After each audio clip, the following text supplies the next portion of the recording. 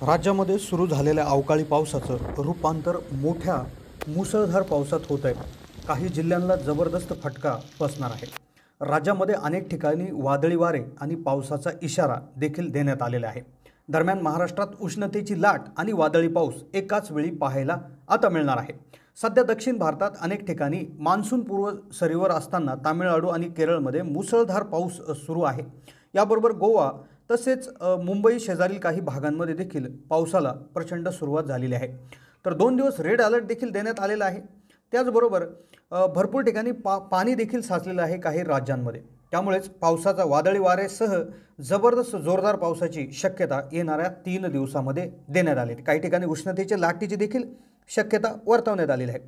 तर व्हिडिओमध्ये आज आहे 20 मे 2024 संध्याकाळचे 6 वाजलेत. आज आपण आजचा, उद्याचा आणि परवाचा येणाऱ्या 2 ते 3 दिवसाचा अंदाज घेणार आहोत, ज्यामध्ये अतिप्रचंड पावसाला सुरुवात होते आहे.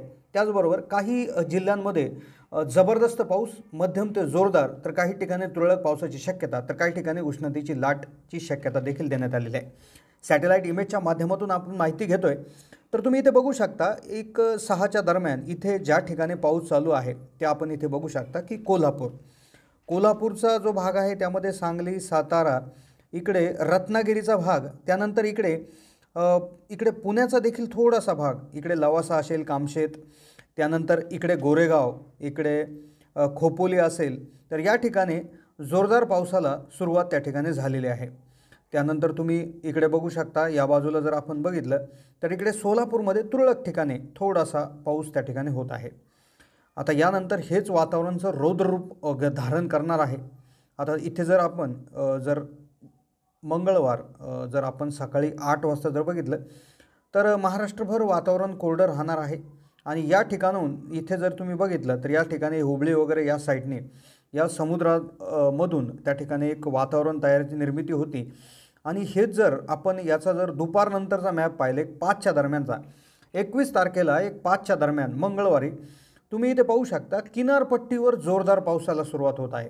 इकडे कोल्हापूरचा जो काय भाग असेल, त्यानंतर इकडे सावंतवाडी असेल, इकडे रत्नागिरी, चिपळूण, गोरेगाव, इकडे खोपोली, प्रचंड पाऊस या ठिकाणी होणार आहे. त्यानंतर या व्यतिरिक्त इकडे नागपूरचा भाग देखील 21 तारखेला 5च्या दरम्यान, म्हणजे यामध्ये नागपूर, भंडारा, वर्धा, यवतमाळ, इकडे ताडोबा, यानंतर इकडे गोंदिया, तर प्रचंड पाऊस या ठिकाणी होणार आहे. हेच वातावरण जे आहे तर त्या 21 तारखेला रात्री हे वातावरण पूर्णतः कोरडं होईल. फक्त थोडासा भाग, महाराष्ट्राचा अगदी थोडासा जो काही भाग आहे, म्हणजे त्या ठिकाणी थोडासा पाऊस होऊ शकतो. पण 22ला वातावरणामध्ये बदल होतो आहे. 22ला सकाळी आपण सकाळी जर बघितलं तर वातावरण कोरडं आहे, पण दुपारनंतर म्हणजे 5-6च्या दरम्यान जर आपण त्या ठिकाणी बघायला गेलं 22 तारखेला, तर 22 तारखेला मुंबईमध्ये इकडे पाहू शकता तुम्ही, मुंबईच्या आसपासचे जे भाग आहेत, ज्यामध्ये इकडे पालघर, वाडा, इकडे कल्याण, डोंबिवली, मुंबई, खोपोली, इकडे इगतपुरी, नाशिकचा थोडासा भाग, इकडे देखील प्रचंड पावसाला सुरुवात त्या ठिकाणी होत आहे. 22 तारखेला किनारपट्टीलगतचा भाग आहे, त्या इकडे पुणे आहे, इकडे पंढरपूर, तुळजापूर, त्याचबरोबर इकडे देखील पावसाला सुरुवात त्या ठिकाणी होत आहे. सोलापूरमध्ये देखील पाऊस आहे, कोल्हापूरमध्ये देखील पाऊस आहे, सांगली आहे, कडोली, कराड, सातारा, चिपळूण, इकडे देखील प्रचंड पाऊस होत आहे. तर अशा पद्धतीनं जबरदस्त पाऊस त्या ठिकाणी 22 तारखेला संध्याकाळी 6 नंतर चालू होत आहे. हे जर वातावरण आपण 21 म्हणजे 9च्या दरम्यान जर बघितलं तर जो कराड असेल, विटा, वडूज, बारामती, इकडे इंदापूर, इकडे देखील प्रचंड पावसाला सुरुवात होत आहे. आता हेच वातावरण पुढे कंटिन्यू होणार आहे, कारण की नैऋत्य मोसमी वारे जे बंगालच्या उपसागरामधून दक्षिणेकडील काही भागात आणि दक्षिण अंदमानात दाखल झाले, हे हवामान खात्याने देखील हे जाहीर केलेलं आहे.